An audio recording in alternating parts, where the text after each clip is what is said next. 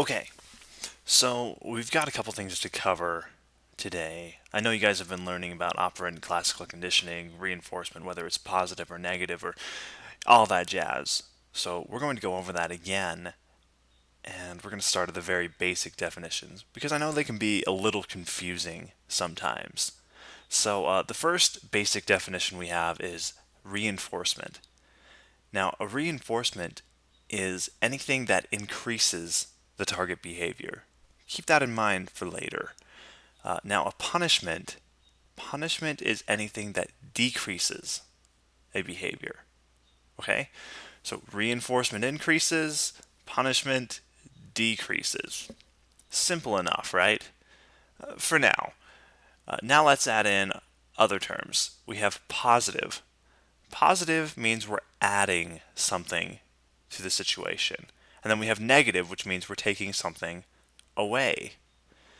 So for advanced definitions, we're going to throw those words together in every way possible. No, I'm just kidding. But we are going to define positive and negative reinforcement and positive and negative punishment. Okay, so positive reinforcement is adding a pleasant stimulus to increase a behavior. Makes sense. So positive, you're adding something, and reinforcing, it's increasing the behavior. Negative reinforcement. This is where you're taking away something unpleasant to increase the behavior. So you're still increasing the behavior because it is reinforcement. Reinforcement increases behavior. Negative is taking something away. In this case, taking away something unpleasant to increase a behavior. Now let's move on to punishment. Positive punishment. Positive, we're adding something, and punishment, we're decreasing behavior. So for positive punishment, we're adding an unpleasant stimulus in order to decrease a behavior. Okay, simple enough. Positive, adding something, punishment, decreasing a behavior. Now we have negative punishment. Negative punishment, negative, taking away, and punishment, decreasing behavior. So we're taking away a pleasant stimulus in order to decrease a behavior. Negative, taking away, punishment, decreasing behavior. Makes sense so far, right? Okay, now that we have the definitions out of the way, let's go ahead and get some examples. My favorite is positive reinforcement, and I've trained a pigeon to dance using positive reinforcement. And I'll show you a video of that right now. We used operant conditioning, which means we're waiting for the response we want, and once that response is omitted, we reinforce that to increase it. We started out just training the pigeon to do a simple key peck behavior, where he would peck a white light. Then we used discrimination to have him not peck the red light. Then later we would present the white light after he omitted behaviors we term as dancing. So he would bob his head and we would reinforce that. And then he would continue to bob his head and move side to side and we would reinforce that. So now, when he sees a red light, he dances.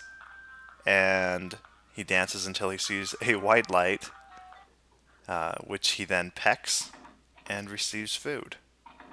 So you have your primary reinforcer is your food.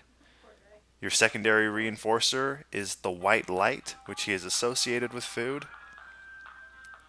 And the red light is our stimulus to signal him to dance. Without any lights, Friar Tuck does very little in the cage. Occasionally he'll peck it.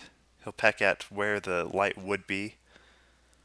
But most times, he just kind of sits there, flaps his wings, turns in circles, regular pigeon things. But the moment you turn a red light on, he dances.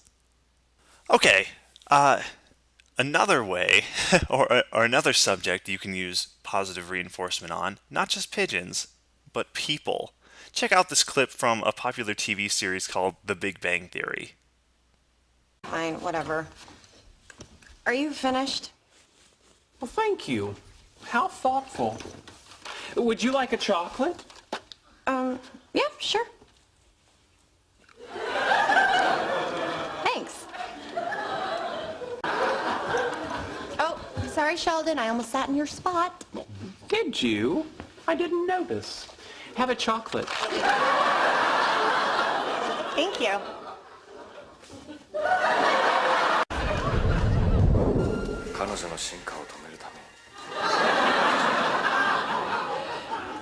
What's this cartoon called again? Oshikuru Demon Samurai.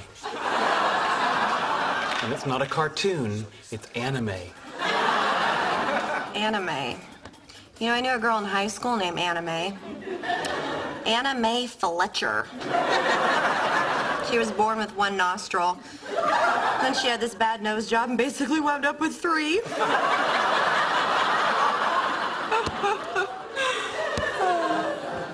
You're here a lot now.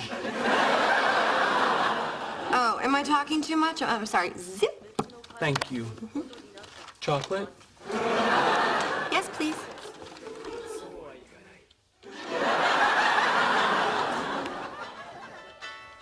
Oh, hey, Kim. Yeah, you know what? Hold on. Let me take this in the hall.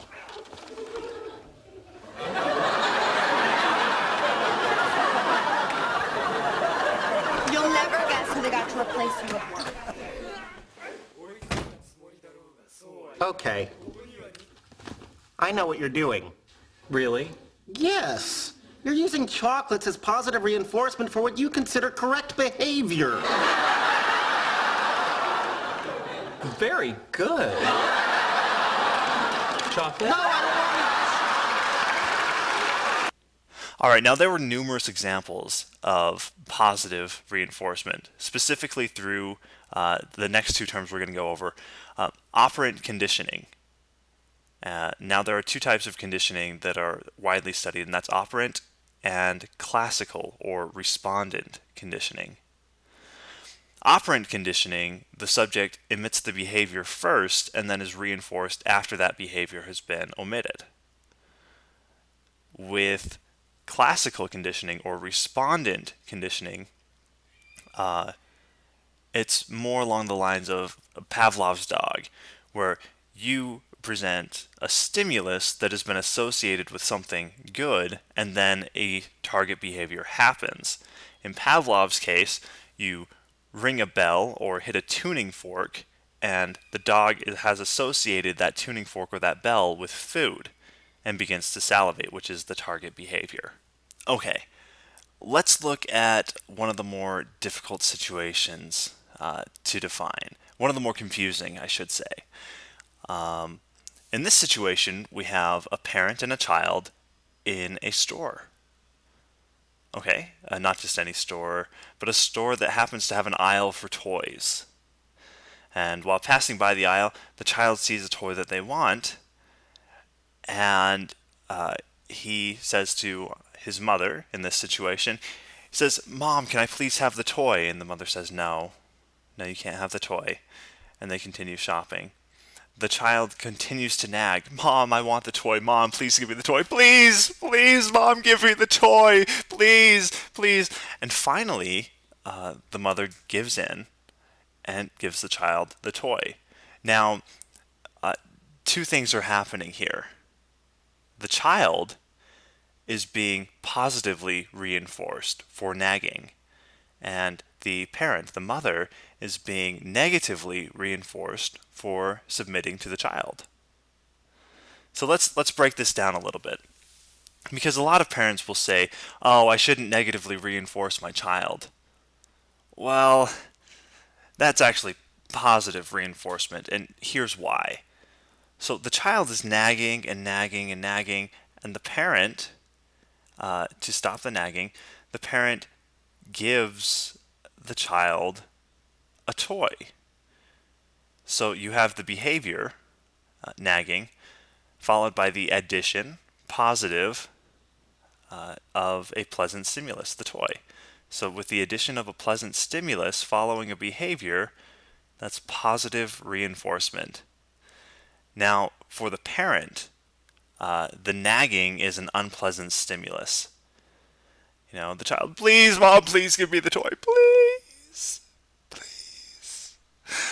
And the parent is reinforced by the removal of the nagging. So removal is negative and is reinforced for the behavior of submitting to the child or giving in. So you remove an unpleasant stimulus to increase a behavior. You can see this could be a vicious cycle, but it's incredibly useful.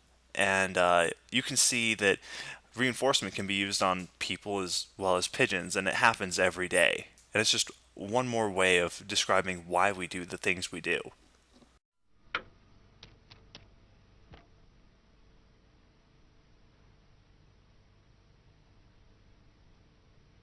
Can pigeons read?